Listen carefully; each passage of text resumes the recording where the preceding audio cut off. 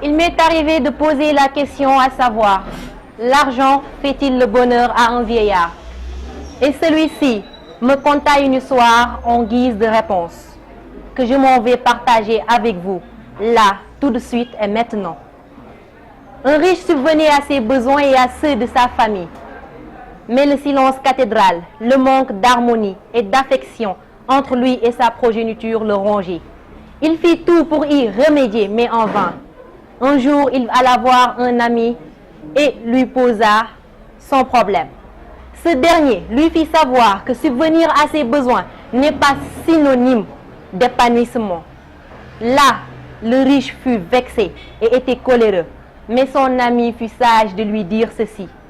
Observe en une fraction de seconde l'aveugle qui habite près de chez toi et tu sauras que je n'ai pas tort. Arrivé chez lui, il y réfléchit et tenta l'expérience.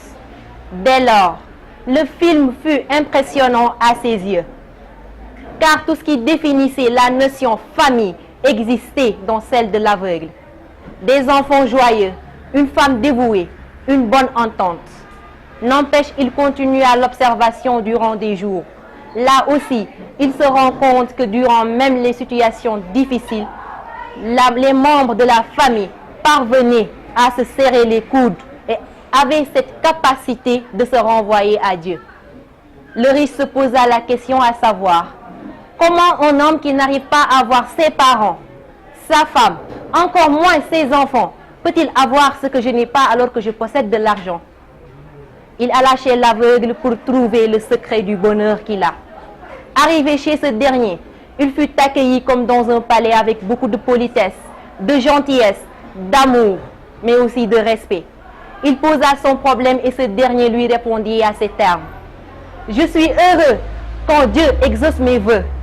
Je suis heureux quand mes enfants suivent mes pas. Mais mon bonheur le plus profond, c'est l'acceptation de mon soi-disant handicap et de ma pauvreté, puisque l'argent nous rend stables financièrement, alors que le bonheur nous rend fiers dans tous les plans, que ce soit sur terre ou dans l'au-delà. Là, le riche comprit qu'avec tout l'or du monde, il ne pouvait acheter le bonheur. Mesdames, mesdemoiselles et messieurs, personne, je dis bien personne dans cette salle, se disant humain ne refusera un chèque de 1 million.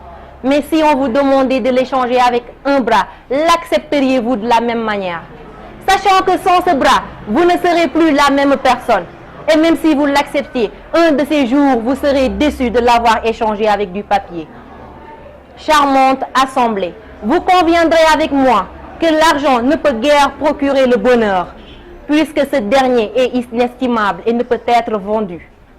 Et pour terminer, permettez-moi de vous dire que pour acquérir le bonheur, il faut un ensemble de facteurs, tels que la confiance en soi, l'acceptation de soi, la foi en Dieu, mais aussi le respect, l'attention, l'affection, la solidarité, la dignité, mais surtout de la volonté. Euzé Aïdara, étudiante en journalisme et communication. Merci de votre aimable attention.